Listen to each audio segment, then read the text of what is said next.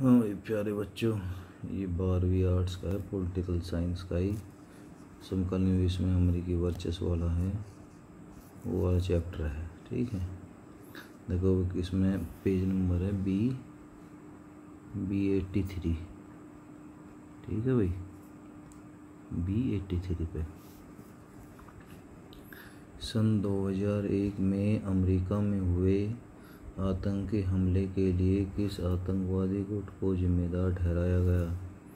सन 2001 में अमेरिका पर आतंकी हमले के लिए अल-कायदा और अफ़गानिस्तान के तालिबानी शासन को मुख्य रूप से जिम्मेदार माना गया। अमेरिका ने इसके जवाब में ऑपरेशन एंड्यूरेंस फ्रीडम चलाया। मतलब क्या है कि 2001 में अमेरिका में हुए हमले में दोषी अल-कायदा और अफ़गानिस्तान के तालिबानी शासक ओसामा बिन को जिम्मेदार ठहराया और इसे ऑपरेशन एंड्यूरेंस फ्रीडम पे लाया था।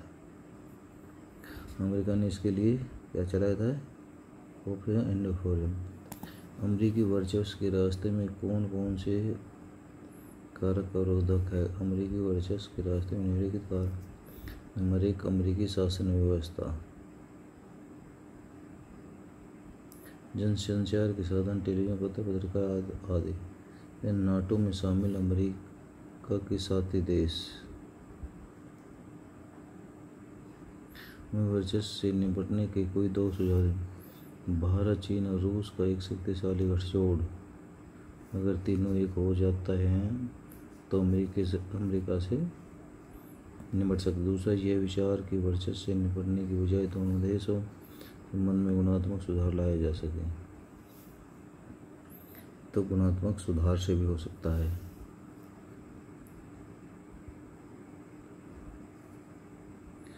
भारत, चीन और रूस। भारत तथा संयुक्त राज्य अमेरिका के बीच तनाव के कोई 2 कारण। नंबर 1, कश्मीर के प्रश्न पर अमेरिका ने सदा ही पाकिस्तान का समर्थन किया है और भारत का विरोध किया है। देखो भाई, ये लाइन नंबर 1 देखो, बहुत इम्पोर्टेंट है। भारत तथा संयुक्त राज्य अमेरिका के बीच तनाव के क्या कारण हैं? नंबर 1, कश्मीर के प्रश्न पर अमेरिका ने सदा पाकिस्तान का समर्थन किया है और भारत का विरोध किया है। लेकिन अब ऐसा नहीं है। अब अमेरिका ने कश्मीर पर पाकिस्तान का साथ नहीं दिया, बल्कि साथ हमारा दिया है। ठीक है भाई।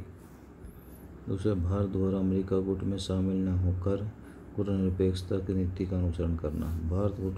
अमेरिका गुट में शामिल न होकर और गुटनिरपेक्षता की नीति अपनाई भारत ने। अच्छा, निम्नलिखित पूर्ण रूप लिखिए।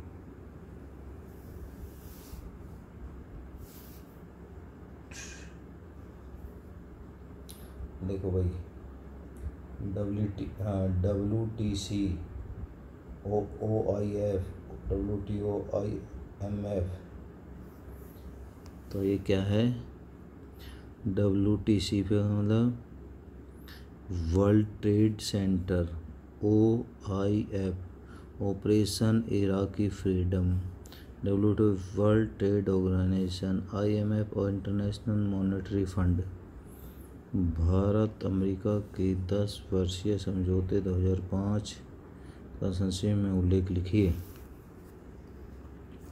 28 जून 2005 को भारत के तत्कालीन रक्षा मंत्री प्रणब मुखर्जी तथा अमेरिका के रक्षा मंत्री डोनाल्ड रम्सफेल्ड ने परिरक्षा संबंधों को नए आयाम देते हुए दोनों देशों के एक नए रक्षा समझौते new framework for the USS India defence relations पर हस्ताक्षर किए, द्वारा दोनों देशों के बीच अगले 10 वर्षों के लिए सुरक्षा सहयोग की रूपरेखा तैयार की गई। नए रक्षा समझौते में दोनों देशों की सुरक्षा करने, सामरिक साझेदारी प्रगाढ़ करने तथा रक्षा प्रतिष्ठानों के बीच अधिक समझ विकसित करने का लक्ष्य तय किया गया। इस तरह ऐसा संबंध दोनों देशों के बीच आपसी सहयोग एवं मैत्री भाव को बढ़ाने वाला कहा जा सकता है।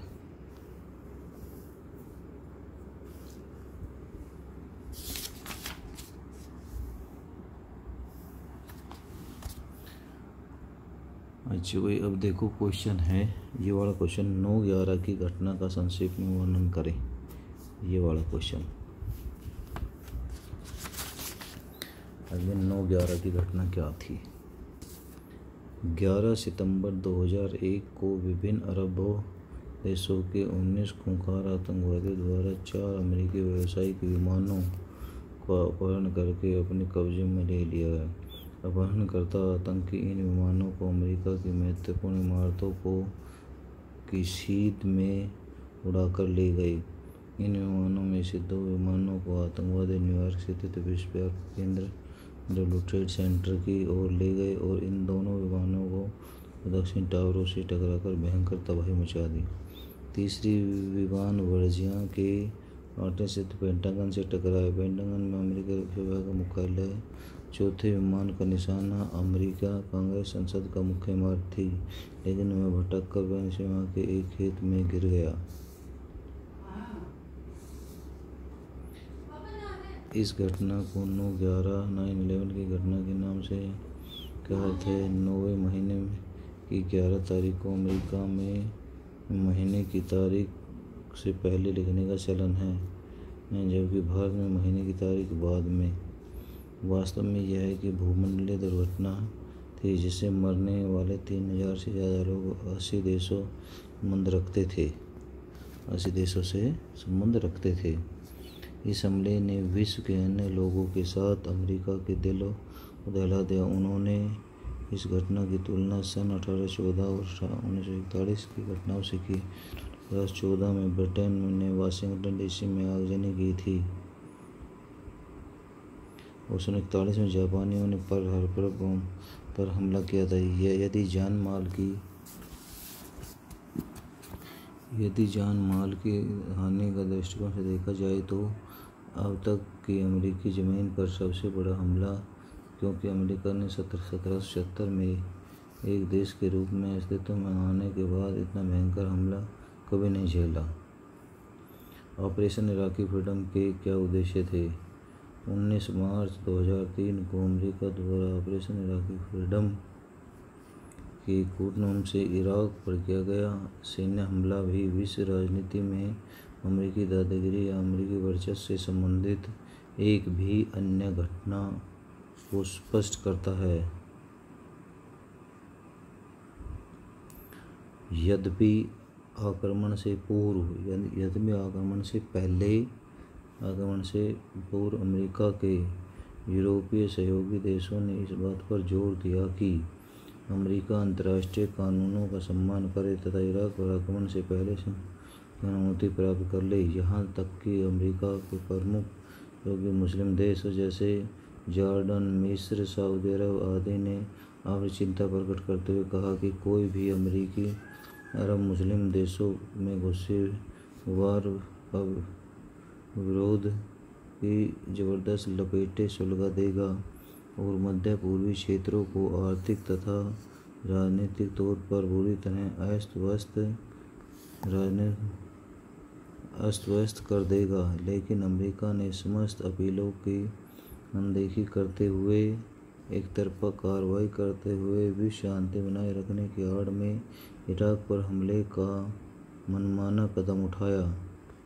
अमेरिका ने इराक पर हमले करने की निम्नलिखित उद्देश्य घोषित। नंबर 1, इराक को महाविनाशकारी जनसंहार शस्त्रों से मुक्त करना ताकि विश्व शांति को कोई खतरा उत्पन्न न हो।